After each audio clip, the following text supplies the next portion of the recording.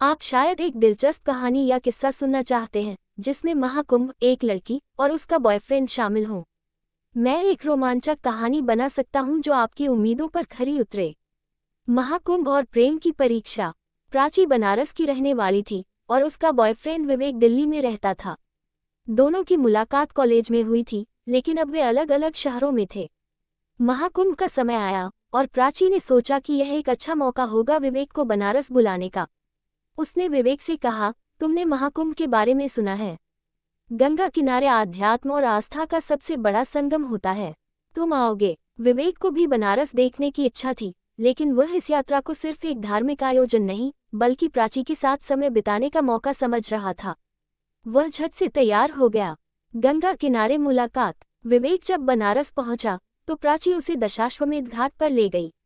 वहां संतों का जमावड़ा था, साधु ध्यान में लीन थे और दूर दूर से आए श्रद्धालु गंगा में स्नान कर रहे थे। प्राची ने पूछा, तुम यहाँ आकर कैसा महसूस कर रहे हो? विवेक ने मुस्कुराते हुए कहा, ये जगह तो सच में जादुई है, लेकिन मैं यहाँ तुम्हारे लिए आया हूँ। एक अनोखी चुनौती। अगले दिन दोनों कुंभ मेले में घूम रहे थे, तभी एक बूढ़े संत ने उन्हें रोका और कहा, सिर्फ घूमने से कुंभ का अनुभव पूरा नहीं होता, इसे महसूस भी करना पड़ता है।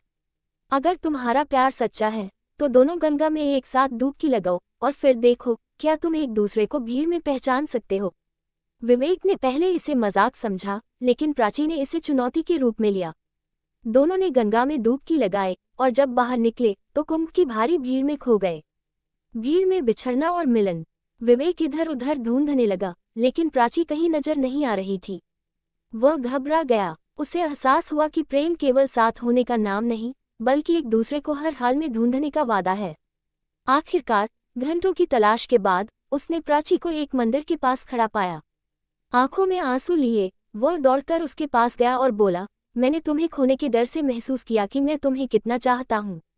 प्राची हंसते हुए बोली, यही तो कुंभ का असली चमत्कार है, आत्मा की पहचान और प्रेम की परीक्षा।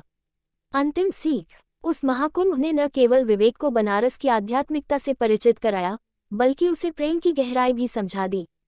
वह यात्रा सिर्फ एक धार्मिक अनुभव नहीं, बल्कि आत्मा और प्रेम की खोज बन गई। सच्चा प्यार कुंभ के मेले जैसा होता है, भीड़ में भी एक दूसरे को ढूंढ लेना।